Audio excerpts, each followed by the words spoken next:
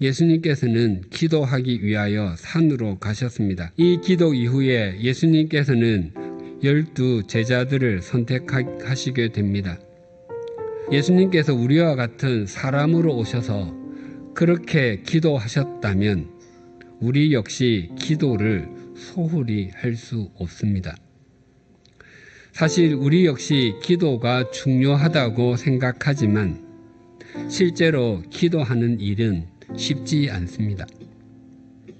우리에게 기도하는 것이 어렵게 여겨지는 큰 요인 중에 하나는 기도가 하나님께로부터 무엇인가를 받아내어야 하는 것이라고 정의하고 있기 때문일 것입니다.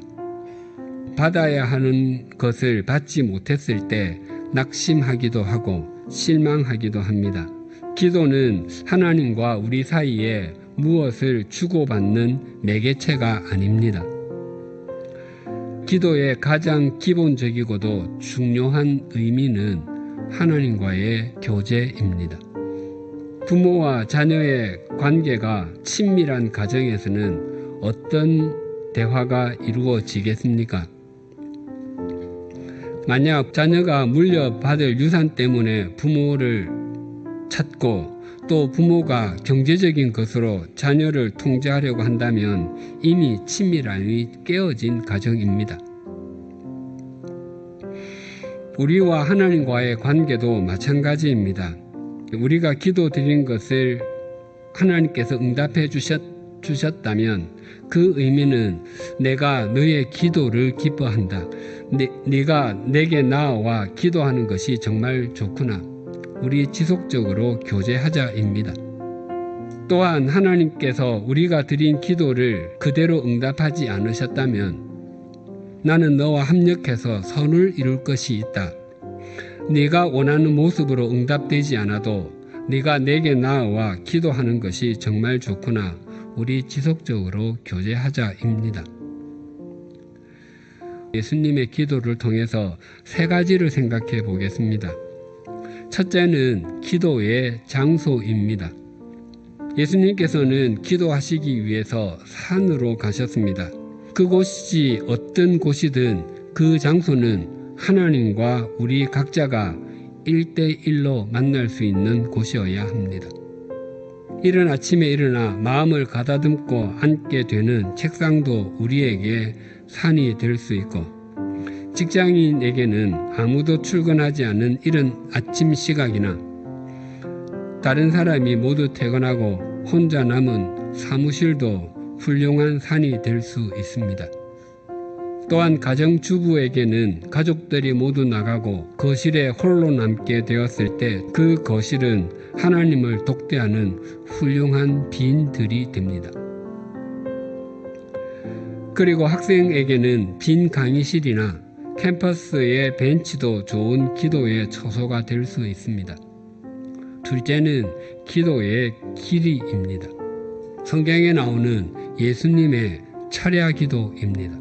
예수님께서 밤이 새도록 기도하셨다고 하는데 이 단어는 주로 의학적으로 사용된 용어라고 합니다. 환자를 곁에 두고 밤을 새워 병 간호할 때 주로 사용되었습니다. 그만큼 간절한 기도, 깊은 호흡의 기도를 드리셨다는 것입니다.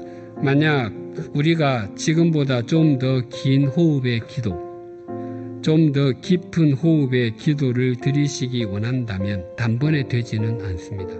지금 기도보다 1분씩이라도 더 참고 기도 드리면 그렇게 오래지 않아 긴 호흡의 기도, 깊은 호흡의 기도를 드리고 있는 자신을 발견하게 될 것입니다. 마지막 셋째는 기도의 내용입니다. 밤이 새도록 하나님께 기도하셨다는 헬라어 성경을 직역하면 하나님의 기도 속에서 밤을 보내셨다입니다. 예수님께서 드리신 기도를 하나님의 기도라고 표현하고 있습니다. 이것은 예수님 자신의 목적을 이루는 기도가 아니라 하나님의 목적을 이루는 기도, 하나님의 뜻에 순종하는 기도를 휩쓸이셨음을 의미합니다. 우리가 진정한 그리스도인으로 살아가기 위해서 기도하는 그리스도인이 되십시다. 기도하는 그리스도인이 되지 않고서는